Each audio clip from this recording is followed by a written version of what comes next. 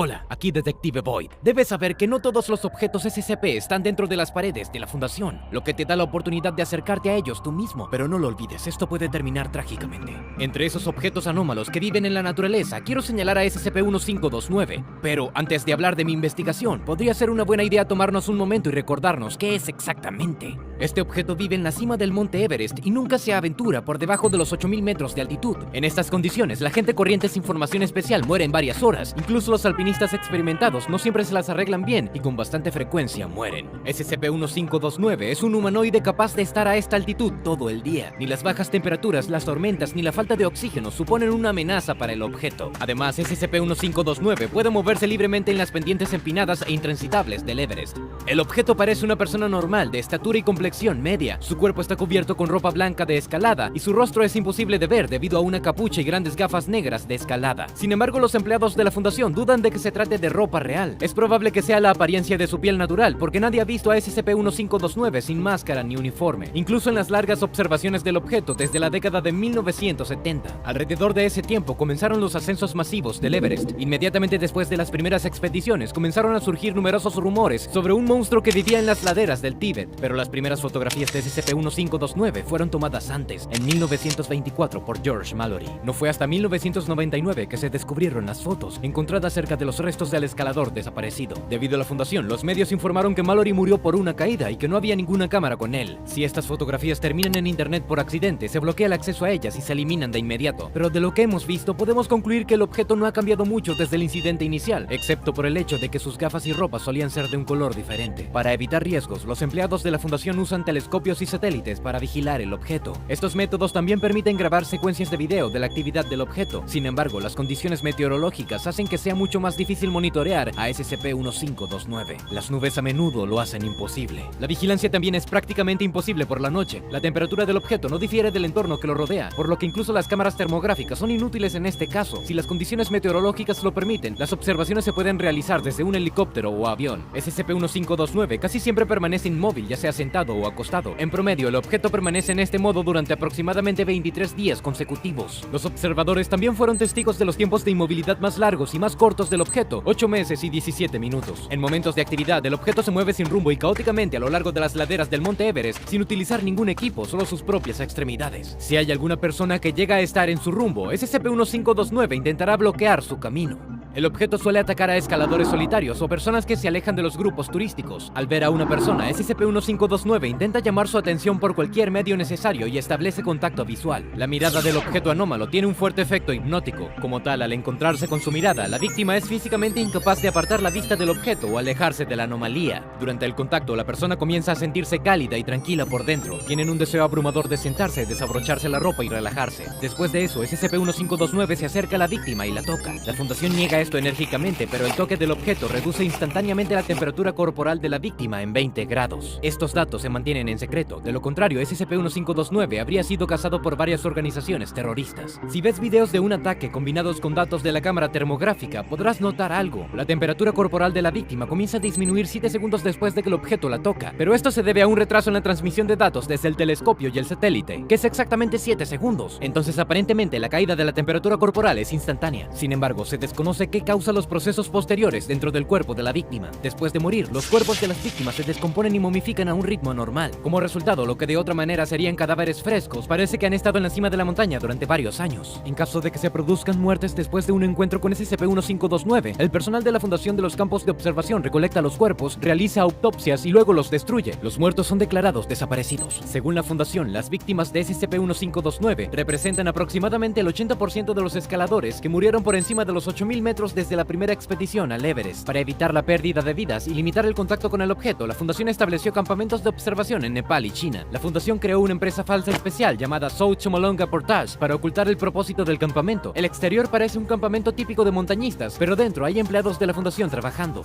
Durante mis intentos de acercarme, el personal comenzó a cerrar abruptamente el campamento debido a una supuesta avalancha inminente. El personal de la Fundación toma acciones similares durante el periodo de actividad de SCP-1529. El personal de observación propondrá varias razones razones para evitar que la gente suba a la cima. Sin embargo, necesitaba pruebas, así que evité todas las restricciones. Se suponía que mi propia expedición al Monte Everest respondería a las siguientes preguntas. ¿Qué es exactamente SCP-1529? ¿Cuál es su naturaleza? ¿Y por qué siente la necesidad de atacar a la gente? Una hipótesis que me pareció bastante plausible era que este habitante de la montaña anómalo era en realidad SCP-3035 o los bichos científicos. Estas son cucarachas americanas con la capacidad de imitar a otros organismos. Supuse que un único SCP-3035 llegó al azar a la cima, donde adquirió la apariencia de un alpinista. Pero esta hipótesis tiene varios defectos. Primero, las cucarachas son criaturas amantes del calor de principio a fin y no sobrevivirían a tales temperaturas. En segundo lugar, las cucarachas no viven tanto tiempo. Y tercero, tal hipótesis no explicaría el efecto hipnótico de SCP-1529 sobre sus víctimas. Varios de mis colegas creen que SCP-1529 es simplemente una alucinación experimentada debido a la falta de oxígeno y que la Fundación SCP estableció estos campamentos de observación en las montañas para distraer a los periodistas e investigadores de asuntos más importantes. Sin embargo, esta teoría es muy cuestionable. Incluso si SCP-1529 puede ser confundido con el cadáver de otro escalador en su estado pasivo, no se puede decir lo mismo cuando el objeto está en su estado activo. Después de todo, nadie puede moverse de forma independiente en lugares tan difíciles de atravesar. Hay otra teoría que puede parecer más convincente. Dice que en realidad es SCP-1000, es decir, un yeti o pie grande escondido debajo de un disfraz de alpinista. Los defensores de esta teoría creen que el yeti podría haber tomado el equipo de escalada de una persona muerta y ponérselo. Su intelecto les permite hacer esto. Además, algunos yetis podrían tener el tamaño de una persona promedio. Pero esta teoría no resiste mi escrutinio. Los yetis y los humanos tienen sistemas circulatorios similares, por lo que la temperatura corporal de un pie grande también debería corresponder a la de un humano. Pero la temperatura de SCP-1529 siempre es igual a la temperatura del aire en las alturas máximas del Monte Everest. Además, los que ven a SCP-1000 mueren casi al instante debido al cese de la función en la corteza cerebral. En consecuencia, SCP-1529 es difícil de clasificar como cualquier especie existente. Como es mortal observar este objeto anómalo, no crucé la marca de los 8000 metros. El objeto ha descendido por debajo de este nivel solo 2 veces en toda la historia de observación, y esto probablemente se debió a una disminución temporal de la presión barométrica, donde el nivel comenzó a corresponder a indicadores de gran altitud.